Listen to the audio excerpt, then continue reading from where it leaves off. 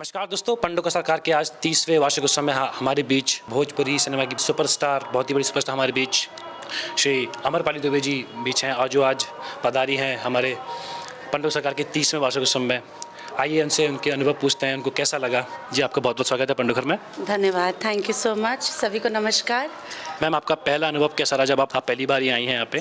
तो आपका पहला एक्सपीरियंस कैसा लगा आपको यहाँ? बहुत अच्छा लगा। और जैसे आप कहीं भी किसी धार्मिक स्थल पर जाते हैं तो जो पॉजिटिविटी और जो भगवान का प्रेजेंस फील होता है वो हमको भी फील हुआ।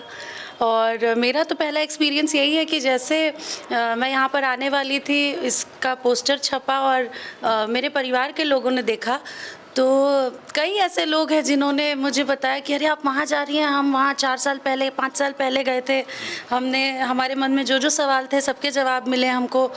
तो मतलब मुझे बाकी लोगों से पता चला, उससे पहले सच में मुझे इतनी जानकारी नहीं थी। फिर मैंने आप लोगों के चैनल के माध्यम से ही देखना शुरू किया।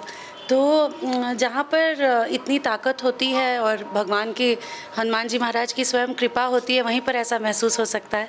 तो मैं बहुत सौभाग्यशाली मानती हूँ खुद को कि मैं यहाँ पर आई हूँ।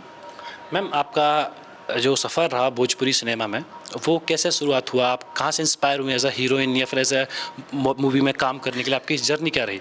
सच बताऊं तो मेरी इंस्पिरेशन सिर्फ ये थी कि मैं पढ़ाई नहीं करना चाहती थी बस। तो मैं कोई ऐसा जॉब चाहती थी जिसमें कम पढूं तो भी चल जाए।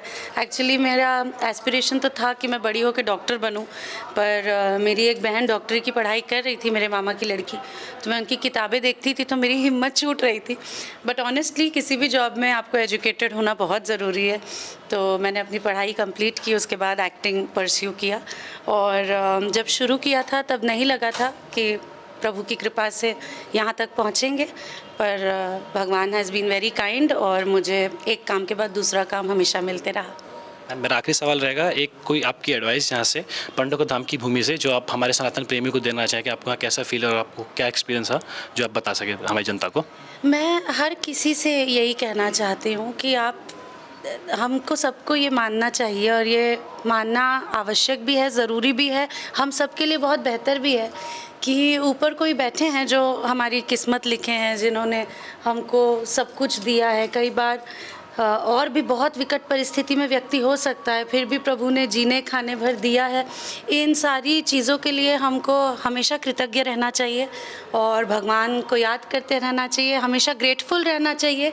और जब आप बाकी लोगों के दुख को देखेंगे तो आपको एहसास होगा कि आप बहुत लकी हैं और इसके लिए हमेशा प्रभु को थैंक यू बोलते रहना चाहिए।